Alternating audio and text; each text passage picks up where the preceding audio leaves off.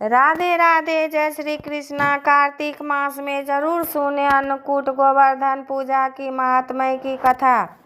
कार्तिक शुक्ल प्रतिपदा को गोवर्धन पूजा होती है। वेदों में इस दिन इंद्र, वरुण, अग्नि आदि देवताओं की पूजा का विधान है। अन्नकूट या गोवर्धन की पूजा को आज जो विधान है वह भगवान श्री कृष्ण के अवतार के बाद द्वापर युग में हुआ था। उस समय लोग इंद्र भगवान की पूजा करते थे। 56 प्रकार के भोजन बनाकर तरह तरह के पकवान व मिठाइयों का भोग लगाया जाता था। गाय, बैल आदि पशुओं को स्नान कराया जाता है। उनके पैर धोए जाते हैं। फूल, माला, धूप, चंदन आदि से उनका पूजन किया जाता है। गायों को मिष्ठान खिलाकर उनकी आरती करके प्रदक्षिणा ली जाती है। कई तरह के पकवानों का पहाड़ बनाकर बीच में श्री कृष्ण की मूर्ति रखकर पूजा की जाती है। कहीं कहीं गोबर से गोवर्धन व श्री कृष्ण की मूर्ति बनाकर भी पूजा की जाती है। इस दिन संध्या समय दैत्यराज बलि का पूजन भी किया जाता है। पूजन के बाद अन्नकूट की कथा भी सुननी चाहिए। कथा इस प्रकार है।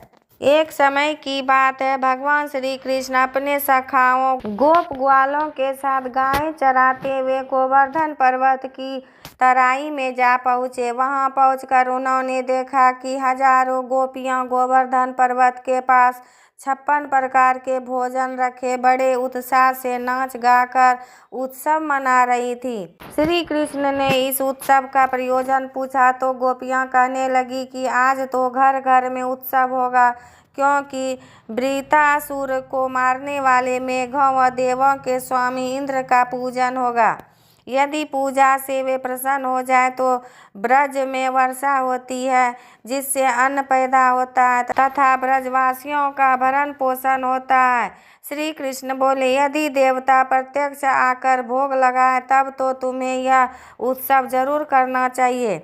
इतना सुन गोपियां कहने लगी कि देवराज इंद्र की इस प्रकार निंदा नहीं करनी चाहिए। यह तो इंद्रोज नामक यज्ञ है।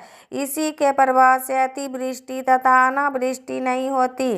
श्री कृष्ण बोले, इंद्र में क्या शक्ति है? उससे अधिक शक्तिशाली तो हमारा गोवर्धन पर्वत है। इसी के कारण वर्षा होती है। हमें इंद्र से भी बलवान गोवर्धन की ही पूजा करनी चाहिए।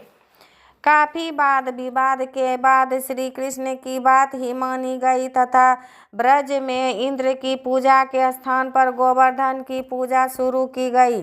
सभी गोप ग्वाल अपने अपने घरों से पकवान ला लाकर गोवर्धन की तराई में जा श्री कृष्ण की बताई विधि से पूजन करने लगे। उधर श्री कृष्ण ने अपने आदि दैविक रूप से पर्वत में प्रवेश कर ब्रजवासियों द्वारा दिए गए सभी पदार्थों को खा लिया और उन सबको आशीर्वाद दिया। सभी गोपाल अपने यज्ञ को सफल जानकर बड़े प्रसन्न हुए। नारद मुनि इंद्रोज यज्ञ देखने की इच्छा से ब्रज गांव में आए तो उन्हें इंद्रोज यज्ञ के स्थगित होने तथा गोवर्धन पूजा का समाचार मिला। इतना सुनते ही नारद इंद्रलोक पहुँचते तथा उदास होकर बोले, गोकुल के निवासी गोपों ने इंद्रोज बंद करके आप से बलवान गोवर्धन की पूजा शुरू कर दी है। आज से यज्ञों आदि में उसका भाग तो हो ही गया।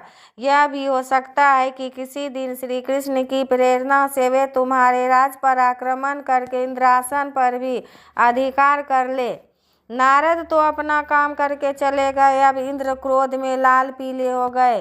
अधीर होकर उन्होंने मेघों को आज्ञा दी कि गोकुल में जाकर प्रलय का सादृश्य उत्पन्न कर दे। मेघ ब्रज भूमि पर जा मूसलाधार बरसने लगे तो सब गोप ग्वाल सहम कर श्री कृष्ण की शरण में गए और रक्षा की प्रार्थना करने लगे। गोप गोपियों की करुण पुकार सुनकर श्री कृष्ण बोले, तुम सब गोवर्धन पर्वत की शरण में चलो, वह सब की रक्षा करेंगे। सब गोप ग्वाल पशु धन सहित गोवर्धन की तराई में आ गए। श्री कृष्ण ने गोवर्धन को अपनी कनिष्ठा अंगुली पर उठाकर छाता सा तान दिया। गोप ग्वाल 7 दिन तक उसी की छाया में रहकर अतिवृष्टि से बच गए। सुदर्शन चक्र के प्रभाव से ब्रजवासियों पर एक बूंद भी जल नहीं पड़ा। यह चमत्कार देखकर ब्रह्मा जी द्वारा श्री कृष्ण कृष्ण अवतार की बात जानकर इंद्रदेव अपनी मूर्खता पर पश्चाताप करते हुए श्री कृष्ण से क्षमा याचना करने लगे। श्री कृष्ण ने 7वें दिन गोवर्धन को नीचे रखा और ब्रजवासियों से कहा कि अब तुम प्रतिवर्ष गोवर्धन पूजा कर अन्नकूट का पर्व मनाया करो, तभी से यह पर्व के रूप में प्रचलित है। इति अन्नकूट गोवर्धन पूजा समाप्त। राधे राधे। जय श्री कृष्ण।